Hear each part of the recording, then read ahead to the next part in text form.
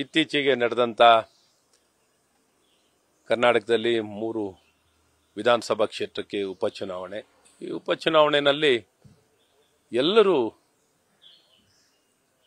ಸಂಪೂರ್ಣವಾಗಿ ನಿರಾಶೆಯಾಗಿದ್ದಾರೆ. ಕಾಂಗ್ರೆಸ್ ಸರ್ಕಾರದ, ಕಾಂಗ್ರೆಸ್ ಪಕ್ಷದ ಆಡಳಿತದ ಸಂಪೂರ್ಣ ನಿರಾಶೆಯಾಗಿದ್ದಾರೆ. ಒಂದು ಕೆಟ್ಟ ಆಡಳಿತವನ್ನು ಕೊಟ್ಟಿರುವಂತ, ಜನ ವಿರೋಧಿಯಾಗಿರುವಂತ, ರೈತ ವಿರೋಧಿ, ಬಡವರ ವಿರೋಧಿಯಾಗಿರುವಂತ ಈ ಕಾಂಗ್ರೆಸ್ ಸರ್ಕಾರದಲ್ಲಿ ಅಭಿವೃದ್ಧಿ ಶೂನ್ಯವಾಗಿದೆ. ಆಡಳಿತ ಅಂತೂ ಇಲ್ಲವೇ ಇಲ್ಲ.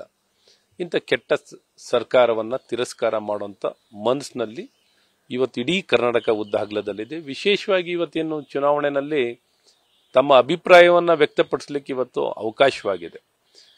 ಇವತ್ತು ಕಾಂಗ್ರೆಸ್ ಸರ್ಕಾರ, ತನ್ನ ಕಾಂಗ್ರೆಸ್ ಪಕ್ಷ ಅಧಿಕಾರ ಸಂಪೂರ್ಣ ದುರ್ಬಳಕೆಯನ್ನು ಮಾಡಿಕೊಂಡು ಈ ಉಪಚುನಾವಣೆಯಲ್ಲಿ ಸಾಮಾನ್ಯವಾಗಿ ಬೈ ಎಲೆಕ್ಷನ್ ಅಲ್ಲಿ ಏನು ಆಡಳಿತದಲ್ಲಿರುವಂತಹ ಪಕ್ಷಗಳು ಸಾಮಾನ್ಯವಾಗಿ ಹೇಗಾರ ಮಾಡಿ ಚುನಾವಣೆ ಗೆಲ್ಲುವಂತ ಒಂದು ರಣತಂತ್ರವನ್ನ ಮಾಡ್ತಾರೆ. ಅದು ಸಾಮಾನ್ಯವಾಗಿ ಆಡಳಿತ ಪರವಾಗಿ ಯಶಸ್ವಿಯಾಗಿ ಇರುತ್ತೆ. ಆದರೆ ನಮಗಂತೂ ಇವತ್ತಿನ ಈ ಉಪಚುನಾವಣೆ ನಾವು ನೋಡಿದಾಗ ನನಗಂತೂ ಸಂಪೂರ್ಣ ವಿಶ್ವಾಸ ಇದೆ. ಕಾಂಗ್ರೆಸ್ ಅಭ್ಯರ್ಥಿಗಳನ್ನ, ಕಾಂಗ್ರೆಸ್ ಪಕ್ಷವನ್ನ ಸಂಪೂರ್ಣವಾಗಿ ತಿರಸ್ಕಾರ ಮಾಡ್ತಾರೆ. ಸಂಪೂರ್ಣವಾಗಿ 3 ವಿಧಾನಸಭಾ ಕ್ಷೇತ್ರದಲ್ಲೂ ನಮ್ಮ ಅಭ್ಯರ್ಥಿಗಳು ಗೆಲ್ತಾರೆ. ಇದು ಸಂಡೂರ್ನಲ್ಲಾಗಿರ್ಲಿ, ಅಥವಾ ಶಿಗ್ಗಾಂವ್ನಲ್ಲಾಗಿರ್ಲಿ, ಅಥವಾ ಚನ್ನಪಟ್ಟಣದಲ್ಲಾಗಿರ್ಲಿ. ಅಲ್ಲ ಸರ್, ಈಗ ಯೋಗೇಶ್ವರ್ ಅವರ ಈ ಮಾತು ಅಂದ್ರೆ ಎಲ್ಲೊಂದ್ ಕಡೆ ಸೋಲಿನ ಕಡೆ ಹೋಗ್ತಾ ಇದ್ದಾರೆ ಅನ್ಸುತ್ತೆ, ಅಥವಾ ಜಮೀರ್ ಅವರ ಹೇಳಿಕೆಯಿಂದ ಅವರಿಗೆ ಸೋಲ? ಯಾವಾಗ ಅವರು ಕಾಂಗ್ರೆಸ್ ಪಕ್ಷದ ಕಡೆ ಹೆಜ್ಜೆ ಇಟ್ರು ಅವತ್ತೇ ಅವರ ಪತನ ಸ್ಟಾರ್ಟ್ ಆಯ್ತು. ಯಾವಾಗ ಕಾಂಗ್ರೆಸ್ ಪಕ್ಷದ ಕಡೆ ಅವರ ಹೆಜ್ಜೆಯನ್ನು ಇಟ್ಟು ಅಲ್ಲಿ ಸೇರ್ಕೊಂಡ್ರು, ಏನು ಅವರಿಗೆ ಪೂರಕವಾಗಿದ್ದ ವಾತಾವರಣ ಸಂಪೂರ್ಣವಾಗಿ ವಿರೋಧ ಆಯ್ತು. ಜನ ಕಾಂಗ್ರೆಸ್ನ ಒಪ್ಪಲ್ಲ.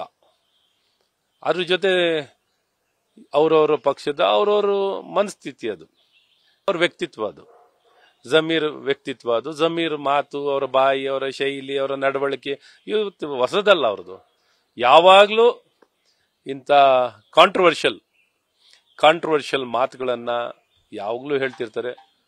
ಹಾಗಾಗಿ ಅದು ಯೋಗೇಶ್ವರ್ಗೂ ಮಾರ್ಗವಾಗಿರುತ್ತೆ. ಅದರಲ್ಲಿ ಅನುಮಾನ ಏನಾರು ಇದೆಯಾ? ಏನು ಅನುಮಾನ ಇಲ್ಲ. ಹಾಗಾಗಿ ಮಾಧ್ಯಮದ ಮೇಲೆ ಮಾಧ್ಯಮದ ಬಗ್ಗೆ ಇದು ಲೋಪ ಹೇಳೋದ್ ಬದಲು ಅವ್ರ ನಡವಳಿಕೆನ ಲೋಪ ಇರೋದು.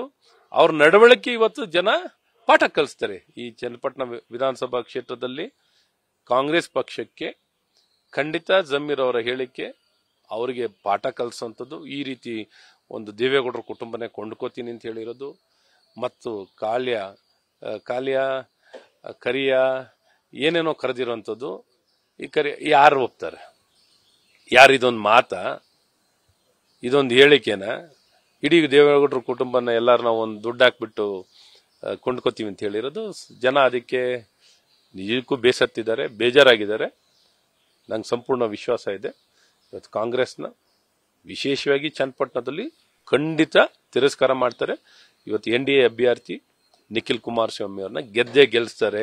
ಅದ್ರ ಬಗ್ಗೆ ಅನುಮಾನನೇ ಇಲ್ಲ ನನಗೆ. ಮತ್ತು ವಿಶೇಷವಾಗಿ ಅಲ್ದರೂ ಗೆಲ್ತಿದ್ದು, ವಿಶೇಷವಾಗಿ ಇವ್ರ ಮಾತು ಇನ್ನ ಮಾರ್ಜಿನ್ ಜಾಸ್ತಿ ಮಾಡ್ತಿದೆ. ಸರ್, ಈಗ ವಕ್ಫ್ ವಿಚಾರದಲ್ಲಿ ಬಿಜೆಪಿ ತಂಡ ರಚನೆ ಮಾಡಿದೆ, 3 ತಂಡ ರಾಜ್ಯಾಧ್ಯಕ್ಷ ನೇತೃತ್ವದಲ್ಲಿ. ಆದ್ರೆ 2 ಬಣಗಳ ನಿರ್ಮಾಣ ಆಗಿದೆ. ಇದೆಲ್ಲ ಒಂದ್ ಕಡೆ ಗೊಂದಲ ಆಗಲ್ವಾ? ನೀವು ರೈತರು ಒಂದ್ ಕಡೆಯಲ್ಲಿ ಬಿಜೆಪಿಯಿಂದ ಅಧಿಕೃತವಾಗಿ 3 ತಂಡ ರಚನೆ ಮಾಡಿದ್ರೆ, ಯತ್ನಾಳ್ ಅವರ ಟೀಮ್ ಅವರು ಜನಜಾಗೃತಿ ಅನ್ನುವಂತ ಹೆಸರಿನಲ್ಲಿ ಮತ್ತೊಂದು ತಂಡವನ್ನು ರಚನೆ ಮಾಡ್ಕೊಂಡಿದ್ದಾರೆ. ನೋಡಿ, ಬಹಳ ಮುಖ್ಯವಾಗಿ ವಕ್ಫ್ ವಿಚಾರದಲ್ಲಿ ಇವತ್ತು ಹೋರಾಟ ಯಾವ ಸ್ವರೂಪದಲ್ಲಾದರೂ ನಡೆದ್ರು, ಬಹಳ ಮುಖ್ಯವಾಗಿ ಸರ್ಕಾರದ ಲೋಪ.